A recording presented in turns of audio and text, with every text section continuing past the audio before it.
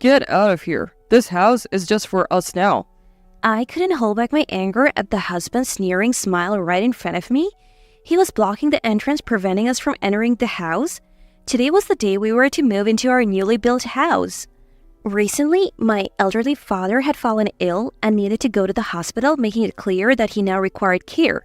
Caring for my father alone is too much for my aging mother, so my husband and I decided to build a house together where my parents could live with us. Yet now my husband claims this house as his own and even tells us to leave. That includes me and my parents. After all, there he stands with parents-in-law behind him, both wearing similarly ugly smirks. My name is Caddy. I'm 35 years old and work as a full-time employee at one of the largest companies in the industry. I met my husband Jackson, who's the same age, through a mutual friend, and we got married 5 years ago. Jackson switched jobs 6 months ago to a full-time position at a small to mid-sized company. We both work and support each other in our life together. We wanted children, but due to infertility, we don't have any. Yet Jackson said, Don't worry, Katie. I'm fine without kids. Let's just enjoy our life together, just the two of us. Yeah, thank you. Let's give up on having kids and live happily, just us two. I always wanted a child, so learning that we couldn't have one was a real shock to me. But since there's nothing to be done about it, I decided to accept it and move forward with life. Since then, I've been putting even more effort into my work. Despite being busy, Jackson and I cooperatively manage our household chores. Our marriage is incredibly strong, and we make sure to go on vacations at least twice a year. We have been living without any issues. Then one day, I got a call from my mother, Rose, who lives far away. Hello, Mom. What's up? Katie, actually, your dad collapsed and was taken to the hospital. I was shocked, my face turning pale. Oh, he's not in any danger. He just woke up. But you know, Dad is getting older and his health is declining. That's good. He woke up at least. When will he be discharged? He should be out in about a week. Got it. Let me know if anything else happens.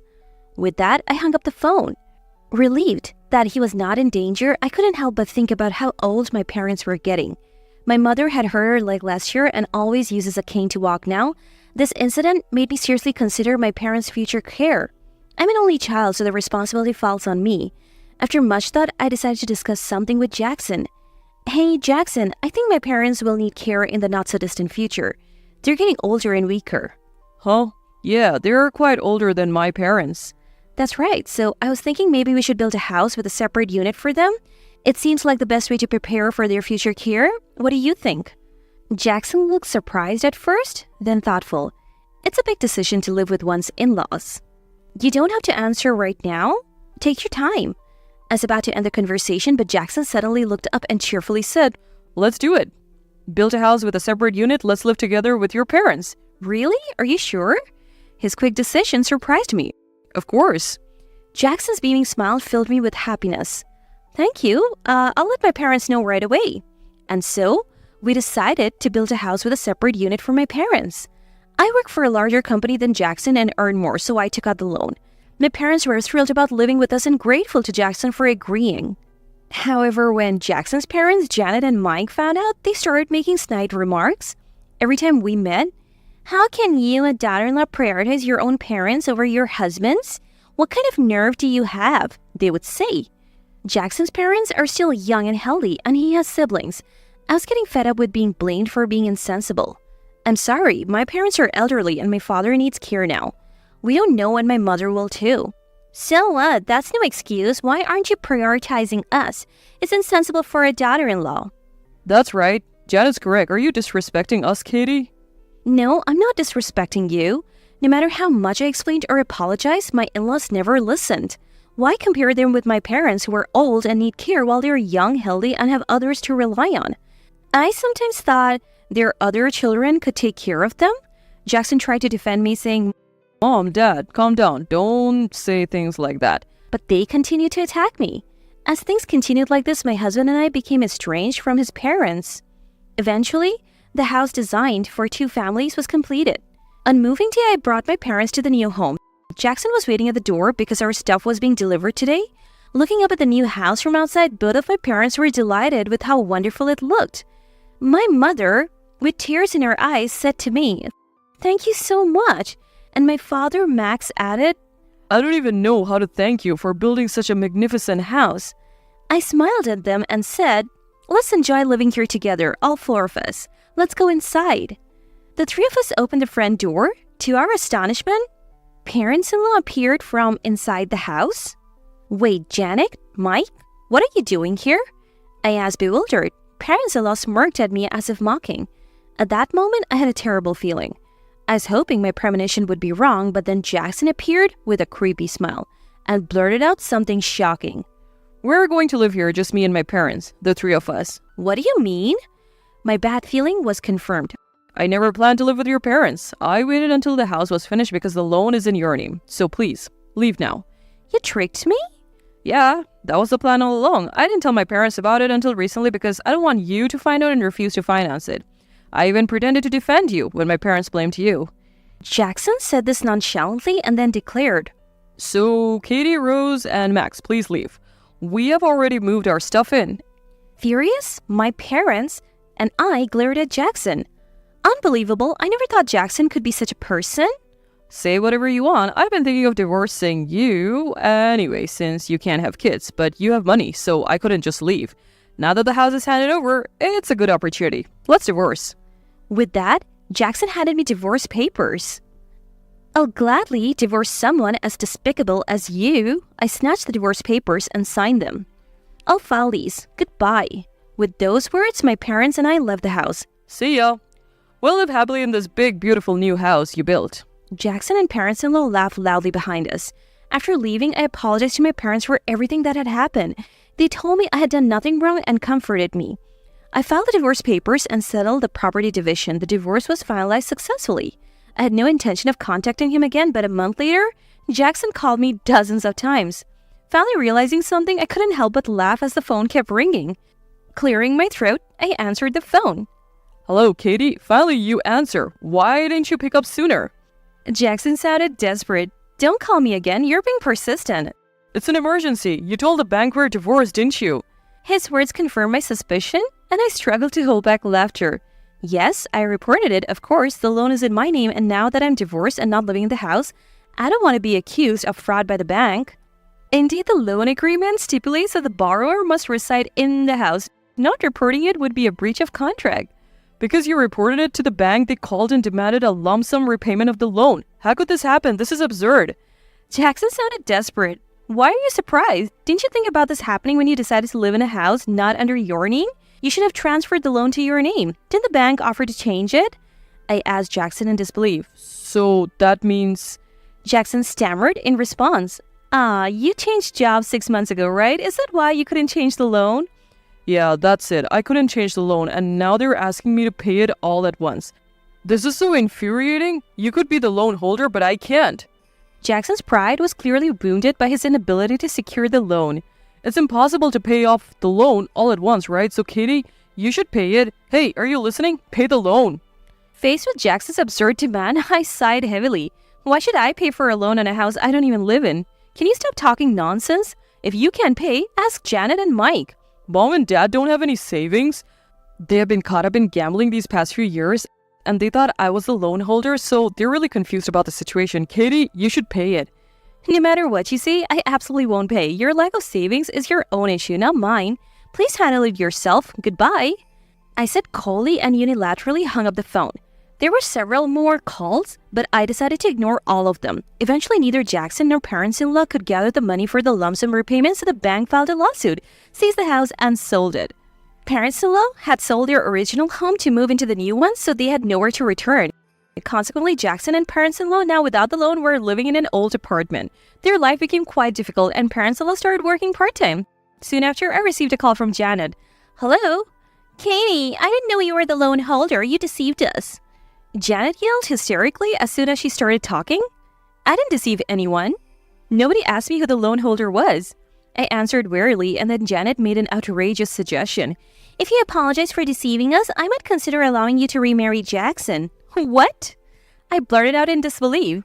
So if you apologize, you can remarry Jackson. I have no lingering feelings for Jackson and absolutely refuse to remarry him. As I stated firmly, Janet erupted in anger. What do you mean by that? You're just a part-time worker, aren't you? Not even a full-time employee and yet so arrogant? No, I am a full-time employee. You're a full-time employee at that company? Impossible. I thought you were definitely part-time. Janet said, sounding shocked. Then changing her tone, she began to flatter me. Hey, Katie, you're a full-time employee at a big company, so you must be earning a lot, right? You must have lots of savings, don't you? Yes, I earn more than Jackson. That's what I thought. We're really struggling right now. Jackson's small salary combined with what Mike and I earn is barely enough for the three of us. Could you spare us some money? After all, we're family, right? We should help each other in tough times. I was beyond anger and just dumbfounded by Janet's request. How could they treat me and my parents like that and still ask for such a thing? And neither Mike nor I have been able to keep a job for long. I try hard, but when a young woman reprimand me, I quickly lose interest. Mike is similar. Considering parents-in-law's high pride, it's easy to imagine why they can't hold down a job. So will you give us some money? As a full-time employee at that company, you must have plenty, right? Janet asked with a superficial smile, to which I responded coldly. No, I refuse. Everything is a result of your own doing. I never want to deal with you again. Don't contact me ever again. What? Please, a little will do. Just a little, I beg you. I'll apologize as much as you want. No matter what you say, my answer is no. Goodbye. Wait. Don't hang up yet. Despite Janet's scream, I hung up the phone. A few days later, Jackson called me. Reluctantly, I answered, What now? Katie, I've been thinking, you're infertile, right? Nobody else will marry an infertile woman like you, so I'll reconcile with you. I was furious and at my limit with Jackson's words. It's not me who's infertile, it's you. Accept reality for once. What are you talking about? Yes. The truth is, Jackson is the one who's infertile, not me. My reproductive functions are fine. But Jackson had a congenital issue making treatment nearly impossible. There's virtually no chance of us having children together. Jackson was told this by doctors but refused to believe it. Such a fake doctor, I'll never come here again. After storming out of the hospital, Jackson started treating me as an infertile one. Unbelievable, infertility is caused by a woman's womb, so how can a man like me be infertile? But Katie, don't worry. Even if we can't have children, I'm happy just living with you. Jackson, convinced by a specialist, believed infertility was a woman's issue. Knowing we could never have children and that forcing the issue would be pointless, I never pressed the topic. It's not just women who can be infertile, men can too. You're the one who's infertile. We'll never have children. When I reiterated this, I could hear Jackson gasp over the phone. After a pause, Jackson whispered in despair, So I'm the one who's infertile? Yes, I have been medically cleared. There's no problem with me. I've always been inferior to you in terms of income, but having an infertile wife was my only solace. What? You're saying this now? You're the worst. Please, I'm sorry. I apologize for everything. Let's remarry and support me. Work is hard with low pay, and my relationship with mom and dad is terrible. We're always fighting, and it's really tough. Jackson desperately apologized and asked me to reconcile, but my heart remained unmoved. I refuse. I don't love you anymore. In fact, I hate you. Why would I reconcile with someone I hate? Don't say that, but please. It's impossible. No matter how much you apologize or beg, it's absolutely impossible. I don't want anything to do with you or your parents anymore. Please, I'll change. As Jackson persisted, I decided to reveal something. Actually, after we divorced, I met someone nice. He earns much more than you and is very sincere. That's right. After divorcing Jackson, I met a man named Kevin through work. We have developed a good relationship. He's asked me out and I'm considering accepting. We have been to dinner a few times and he's really a great person. When I told him about what you and parents-in-law did, he cried and got angry on my behalf. My parents also like him. Kevin is empathetic, kind-hearted, easily moved to tears, and a trustworthy man. There's someone like that? Jackson said in despair. Yes, that's right. So a reconciliation with you is absolutely out of the question. Please give up. I understand. I'm really sorry for everything until now. There's no need for apologies anymore. If you feel sorry, then please don't contact me again. Well then, this is truly goodbye. With that, I ended the call. Afterwards, Jackson continued to live in the old cramped apartment with parents-in-law. It seems he might have reflected on his actions a bit and started living more earnestly. He never contacted me again. However, parents-in-law's habits remained unchanged, wasting their meager salaries on gambling and further worsening their financial situation. Fed up with them, Jackson eventually moved out. Parents-in-law would occasionally contact me for one-sided updates and repeatedly ask, Katie, give us some money. They persisted despite my refusal and even started to ambush me at my workplace. As a result, I had to consult the police and handle the situation, leading to their notoriety among the neighbors. Apparently, they became unable to walk around openly. Soon after, the contacts and ambitions from them stopped completely. I had been keeping track of all three through emails and voicemails, but now there was no need to keep them any longer. Finally, I regained my peaceful daily life. As for what happened with Kevin and me, I started dating him and our relationship has been progressing well. He recently proposed and I accepted. My parents are overjoyed.